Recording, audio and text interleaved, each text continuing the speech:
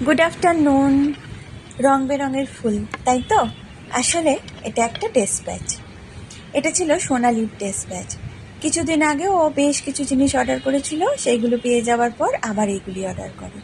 এর মধ্যে ছিল ওর বোনের জন্য 6 পিস চুড়ি আলাদা আলাদা রঙের, আর ছিল একটা সানফ্লাওয়ার রাবার ব্যান্ড, আর ওর নিজের জন্য ছিল 4 পিস সাদা লাল চুড়ি আর একটা ব্ল্যাক কালারের কড়ি চুড়ি, আর ছিল ওর পুচকের জন্য একটা সানফ্লাওয়ার হেয়ার ক্লিপ আর একটা রোজ হেয়ার ক্লিপ। তার সাথে ও 2টি রোজ এবং একটি সানফ্লাওয়ার বানিয়ে দিতে বলেছিল, যার পেছনে কোনো রকম গার্ডার বা ক্লিপ ব্যবহার করতে বারণ করেছিল, কারণ এটি ও অন্য কোনো পারপাসে ব্যবহার করবে।